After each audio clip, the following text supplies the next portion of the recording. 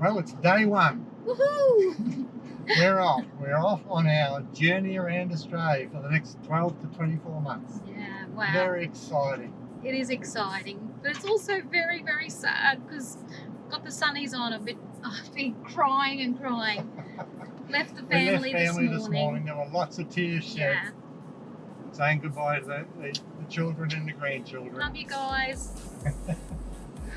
So we're excited for this journey, but just with a tinge of sadness on our very first day. Most definitely a tinge of sadness. We don't get very far because we're on our way from Townsville to Bowen, so we're spending another couple of nights in Bowen there to catch up with family before we head off on our big lap journey. So the first few days, first week probably, is pretty much the east coast of Queensland, and a lot of that is catching up with family. Nice catch up with family. Before we head inland and make our way down towards Geelong to catch that car ferry across to Tasmania. That's exciting. Anyway, that'll be this episode. We hope you join us along the way. Happy New Year, everybody. Happy New Year. 1st of January. Standing underneath the rows of trees, I can see where the ocean meets the sky.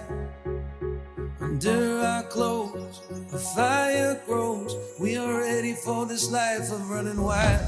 We're running wild underneath the rows of trees. I will see where the ocean meets the sky. Under your toes, the fire grows. You are ready for a different kind of life. One of the things I wanted to do as we're setting off on our journey today, day one, is to have the caravan weighed. So we pulled into the BP Servo on the south side of Townsville, filled all the diesel tanks. We'd previously filled the water tanks and the jerry cans and all that sort of stuff. Then there was a public weigh bridge there, so we used that to weigh the car and the van. Disappointingly, we're overweight. Not surprisingly. Oh, no. 3.6 tonne on the van, so 100 kilo overweight. So we've dumped one water tank to bring us back to 3.5. Everywhere else is fine. We're 340k on the tow ball, probably less now because we dumped the front water tank. I knew when we moved out of the house and into the van for that 6 to 8 weeks, or 8 weeks I think it was before we set off today, that we'd moved a lot of stuff from our house into the van, which we really shouldn't have. But we've been working hard the last couple of weeks to lighten the van, and I'm a bit disappointed. So anyway, we'll have to work some more on that, I guess, and try and lose 100 kilos somewhere. But now we're on our way to Bowen for our first stop. Well, we're approaching air. We've been driving through some quite heavy rain, and I was getting 23 litres to the 100 prior to the rain, and even now I've dropped from 90 down to 80 because of the rain. It's probably below 80 this month. And the fuel jumped up to nearly 30 litres per 100, so I'm surprised what a difference it makes. This is a bit more headwind with the rain as well, but it's really chewing more fuel, that's for sure. Well, we've arrived in Bowen. We're currently staying at the Queens Beach Tropical Village Caravan Park, which as far as caravan parks go is okay. We're staying there because that's where Deb's dad is.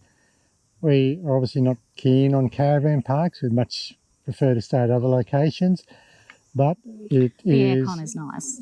It's North Queensland, it's summer, it's bloody hot. Stinking hot. And we're staying where there's power, and we're running that air conditioned solid in the van. So we're staying at caravan parks probably, and paid campgrounds for probably the next week or so until we get across the border into middle or southern New South Wales and it gets a bit cooler. We're currently up Flagstaff Hill at the moment, and this is a beautiful location, Bowen. Beautiful, glorious one views. One of my most favourite spots in Bowen, my glorious hometown. Views. It is Deb's hometown. Yeah. And they have beautiful beaches here as well. Grays Bay is probably one of the best beaches in North Queensland, at least, if not Queensland. Stunning. It's great. You go a long way to find beaches as nice as Bowen. Oh yeah, there's some beautiful beaches here. Grays Bay, Horseshoe Bay, Rose Bay. It's the gem of the Coral Coast. The gem of the Coral Coast, well, so you say, yep. Might be slightly better than my hometown of Mariba, but hands down. Much Only better. A little bit. We do fight over that one, but yeah, I know. Bowen wins, okay. But the other nice thing about catching up with my dad, because we won't be seeing him for another 12 months or so, is that we get to swim in the pool this afternoon, and that's going to cool things down, and can't beat a cold beer as well on a hot day. So yeah, there may be some of that. That's the plan this afternoon. And Gordon did drag me out bird watching with him this morning, and it's actually Gordon who got me into bird watching with the big lens cameras, etc. in the first place, so I did enjoy it. He took me down Mullis again, and we had a look at the cattle egrets which were roosting there. Got some drone footage of that. And got some photos as well, so that was quite enjoyable.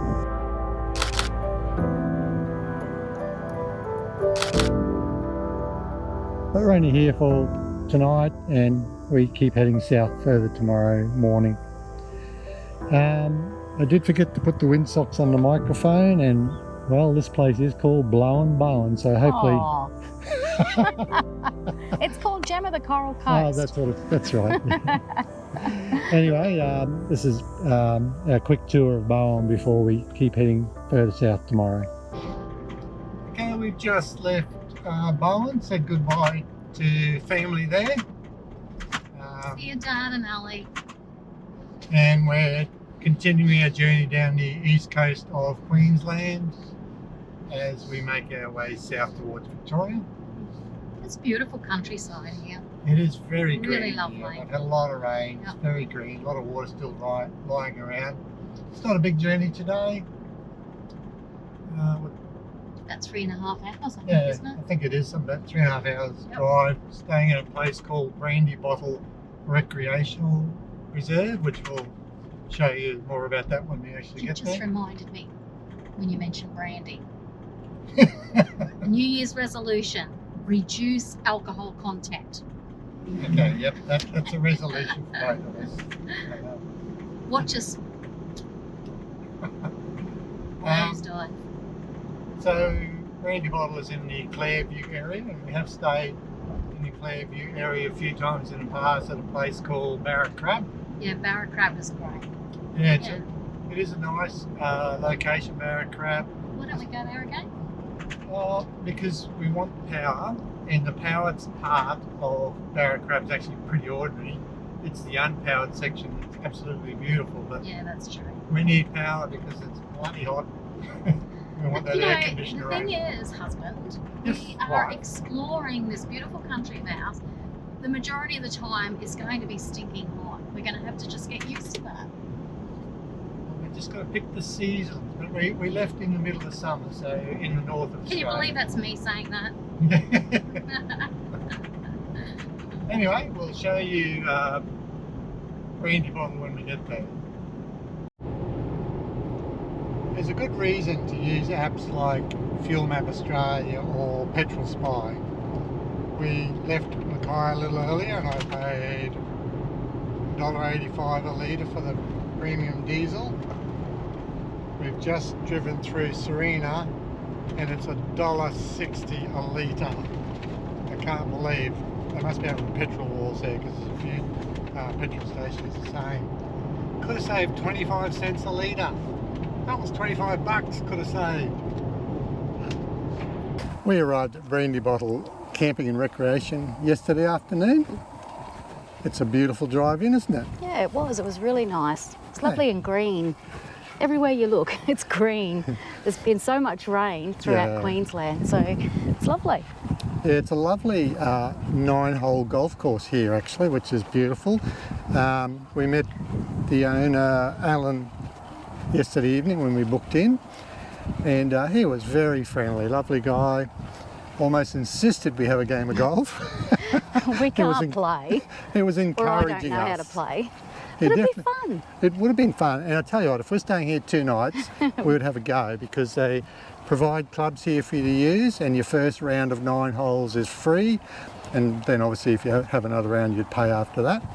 So for your $35 you get your campsite, which is beautiful. Yeah. Basic facilities, there's showers and toilets over at the actual clubhouse or bar area. But they have a small bar here. Yeah. They provide meals, or they do ask you to book ahead if you're going to have meals. and you get a free game of golf. So that's not bad for your money, really. That's excellent. Oops, sorry.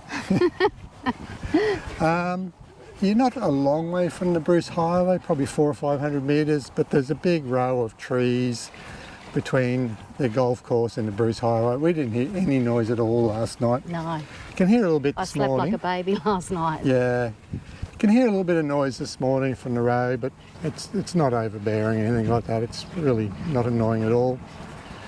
Yeah, I'd recommend this as a great overnighter, or if you want to have a game of golf, stay a couple of nights. Because Do you know what the unpowered sites are? No, I don't. There's about a dozen or so powered sites, and you can stay here unpowered as well.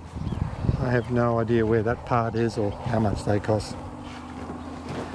So, being a golf course, have some water hazards. Met Rose this morning, and she provided us with a map of the golf course and the rules, etc. And I did see there was a rule on there that it's $1 per ball in the dam. I guess that's because you get the balls as part of your game, so if you don't bring them back, that costs you $1. But anyway, lovely spot. Yeah. And the other thing about this campground is seems to be plenty of bird life around the dams and in the tree areas, and I can hear them calling all the time. And if we were staying here another night, would not only be playing around a golf, but would definitely have the camera out looking for those birds. But we're just about to hit the road and continue travelling south, so I'm not going to get the camera out right now. Well, good morning, everyone. Hi. We've arrived at Lake Monduran Caravan Park yesterday afternoon and set up. It's probably a pretty nice caravan park, really. I'm not overly impressed with where we are in the powered section. We're fairly crammed in, and I don't like that at all. Nor do I. But having a look around the park this morning, it's actually a pretty nice park in other areas, like the camping area or the non-powered area. Looks beautiful, actually. It's very nice, and had we not wanted power for the air conditioner, that would have certainly been the place to stay. They've got fairly good facilities with a camp kitchen and a movie screen area and a few other areas. I guess it's a great little spot if you really enjoy your fishing. Yeah. Great family spot, so hence the picture screen. So I'm pretty certain there's kids movies viewing at random times. So it caters well for the fishermen and the families, I guess. Yeah. And I would have been happy staying here for in the cooler months and in the unpowered section, but we're pretty crammed in yeah. the powered section at present, so that's not very comfortable. So Lake Monduran, is it? Did I get that right? Monduran, yeah. It's part of the Fred Haig Dam is here, so we've been up, had a drive along the wall of the Fred Haig Dam, and had a look up. Went up to the lookout, had a look there, which is mostly covered by trees, and you don't get a great lookout. But yeah, it's a nice area, particularly if you're into the fishing. But now we're going to go for a day trip and have a look around the area. So well, I'm keen to go and check out the Boolboonda Tunnel. Boolboonda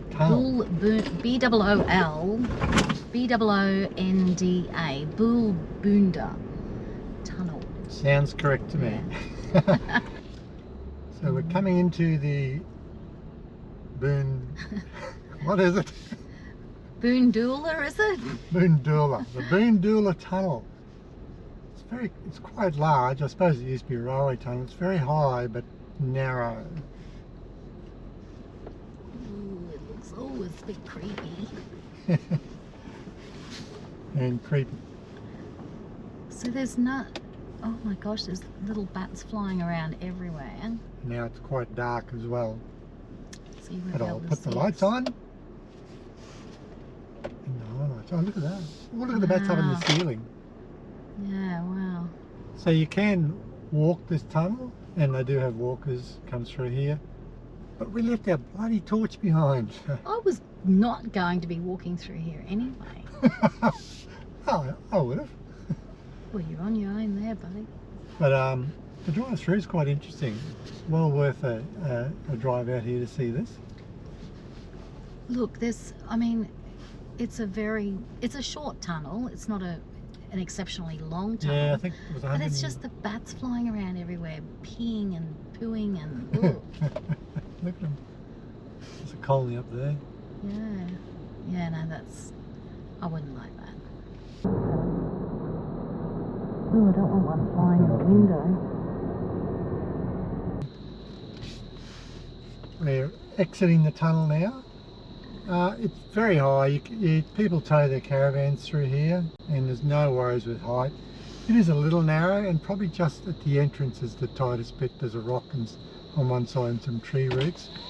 But you get the caravan through here, obviously. I'm just wondering why you would do that. Like, Take the caravan through. yeah. I don't know. We're having a look at the Leopard battle tank while we're here at Mount Perry. The Leopard tank was Australia's main battle tank up until about 2007. And this particular one was donated by the Australian government in May of 2011 to the North Burn Regional Council. So these things travelled at 60 kilometres per hour apparently, or up to 60 kilometres per hour. The cruiser sometimes is hitting around about that 25 litres per 100 kilometres when we're towing a caravan, sometimes a little bit higher. This thing would get 500 kilometres out of the 950 litre tank. So that is about 200 litres to the 100 kilometres, I suppose. Pretty close to it, if my math is correct. A little bit higher than the cruiser. Hey, it says men's shed, not women's shed. So we're at the men's shed, and that's where this tram is located. And a lovely gentleman we just met there, Rob his name was, and he gave us a full explanation of how this tram came to be here. It was a project for the men's shed, which just never got finished really. It was going to be put into the park, but there was too much costs involved with the safety requirements that the council wanted with soft padding around outside in case children fell off and things like that. So it just never went there. But the men's shed itself was interesting, and it was a wealth of information about the old gold mine that used to be nearby here, or near Monto actually, Monrail, I think it was, a Monorail, some of that. So we won't go there though, it's a bit out of our way today, but he was a very interesting man and very helpful. So this is the entranceway for the train driver. Obviously one of the criteria to be a tram driver, I should say, was you had to be skinny. There's not much room in here. The Mount Perry copper mine was operational from the late 1800s through to the mid-1900s, primarily producing copper, though other minerals were also extracted. This big area we're coming up to here was the top of the slag heap. The slag heap at Mount Perry is an important feature of the site's industrial past. It consists of accumulated smelting waste, which was built up over decades of copper extraction.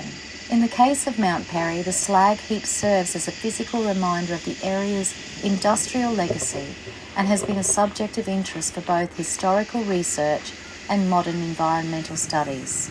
Can you imagine what it would have been like? I mean, these guys were going down into underground tunnels to mine the copper. Yeah. With a tiny little carrier lamp. That's the only lighting they would have had down there. Like, Tough as boot nails they were, hey? They're just a generation so far removed from us softies. Yeah. But you know, this is what I love about coming to these teeny little towns, you know, there's always these little hidden gems that you don't usually get to see on the, you know, those tourist paths.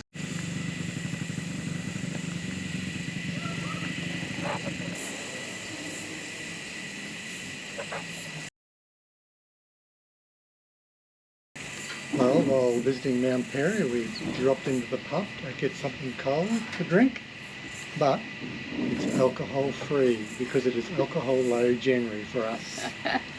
Alcohol low January. Not free. Anyway, it's enjoyable. Move Cheers. on January. Well, good morning everyone. Good morning. We're just leaving Lake Monduran now, I did mention when we arrived it was quite packed, and I was chatting with the guy next to us today. He's a fisherman, he's got his boat and everything there, saying how packed it was, and he's saying it's normally not like that because the lake is not known for the best of fishing, according to him. He nicknamed it Lake Misery. But he said at the moment the barramundi are running mad, and it's gone out on social media and everyone's turned up to catch barra, so that'll be why it's so packed. I've spoken to two lots of travellers there yesterday. None of them have had a bite. So maybe someone lied on social media. It was just, maybe it was Come a trick. on, that big. Haven't seen anyone pull in a big barra. Lake Misery after all. So maybe it was Lake Monduran that set out the Facebook message. Fish are running. Could have done too. Anyway, we're back on the road again this morning. On our way to Maryborough, and of course you can't go through Bundaburg without stopping into the Bundaburg Rum Distillery. So that's on the cards next. Technically, we're not going through Bundy. It's a 1 hour detour. It's a detour, yeah. You wouldn't call that a detour, surely. Anyway, that's where we're headed. The Bundaburg Rum Distillery offers dedicated parking bays for long vehicles, providing ample space for larger vehicles such as caravans, buses and trucks. These bays are conveniently located near the entrance. Well, maybe low alcohol January, but that's what we want. It's not stopping us from preparing for February. We explored the fascinating museum that showcases the rich history of Bundaburg rum. While we didn't take the distillery tour, the museum provided a deep dive into the brand's legacy, dating back to its founding in 1888.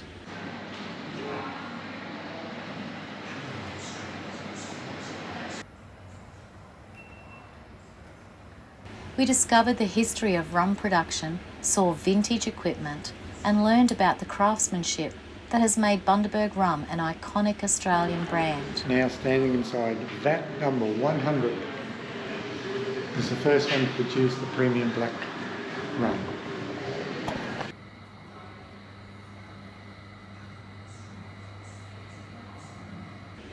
The displays were informative and offered a glimpse into the distillery's evolution over the years. Deb's found her new job.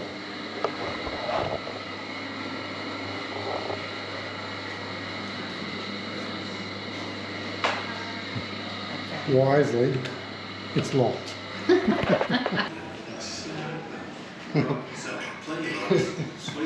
The famous Bundy Bear. So I remember the fact that they've got past me, they've marked that moment and moved on. I arrived at 4 o'clock Tuesday afternoon because I went to try and get them at a bottle and they'll leave it. Oh wow, that is a lot of rum bottles.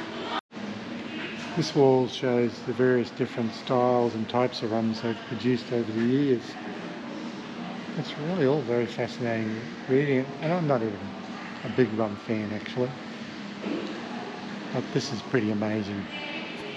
The distillery also features a small cinema where visitors can enjoy an informative and immersive film about the history of Bundaburg rum and the distillery's heritage. It's a great way to learn about the brand's iconic legacy. We enjoyed sampling some of the famous rum varieties available in the distillery shop. Trying the liqueurs or something like that? Yeah, I'm keen to. Let's do it. Caramel, that's the chocolate and Salted caramel.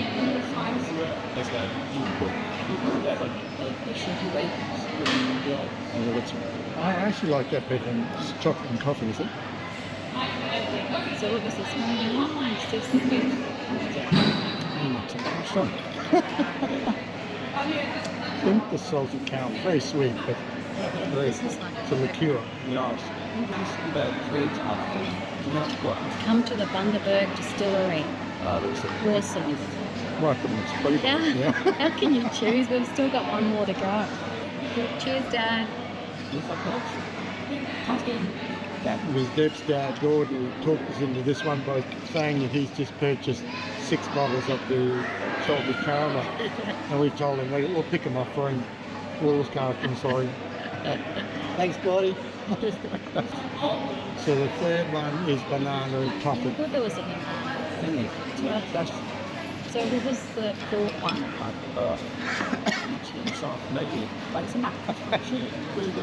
That to be our last one, and then we have to buy a bottle for February. We've really enjoyed this tour of the rum distillery. If you're in the Bundaburg area on your travels, do add that to your list. We're just passing through Bundy, so we're not getting a chance to look at anything else. But this was really good. So we have a budget for our travels this year. And the budget includes dining out and alcohol as one item. It's January 6th, and I think we're just about to blow our budget. Particularly once we go into the store and buy ourselves a bottle of rum to take away. I think our January budget would be well and truly gone. We might either have to increase our budget or modify our habits. You can't take it with you. You can take it with you, that's very true. Well, that brings this episode to an end, but do stay tuned. We'll put a couple of bloopers on the end, which we haven't done before, but there's always plenty of bloopers, isn't there? Mostly mine. We throw away a lot more video than we keep, so if you want a bit of a chuckle, we'll put a couple of them on the end. Yeah. So I'd like to welcome our new subscribers. Thanks so much for joining our channel. Hope you enjoy our journey. I'd also like to say thank you to our long-term subscribers, and particularly Manny and Harold. So we always welcome your comments and appreciate them greatly. So thanks, guys. Yeah, I think Manny's been with us since the very beginning. Yeah. our most faithful follower. Thanks, Manny. If you hear I've got a bit of a hoarse voice, and that's the seagulls you can hear. We are actually both sick, so we've been sick the last couple of days. We've been isolating for the last few days. Yeah, so we haven't been well anywhere.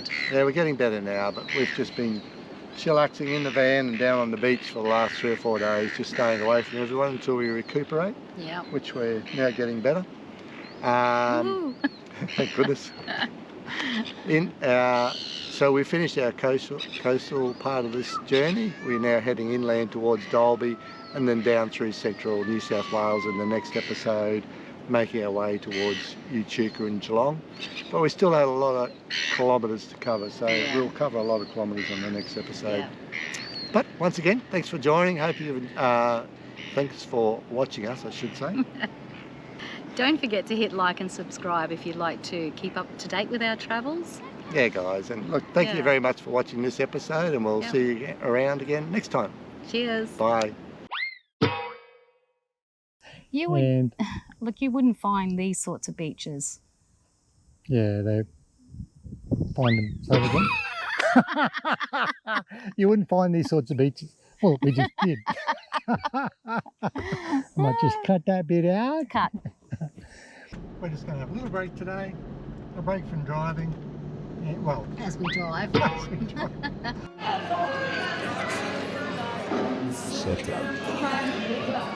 So we have a budget for our travel. I'm tossing the pin up. Don't forget to hit like and subscribe if you'd like to keep updated with our travels. Yes. Okay. I didn't realise you were casting to me then. Do it again. Standing underneath the rows of trees, I can see where the ocean meets the sky. Under our clothes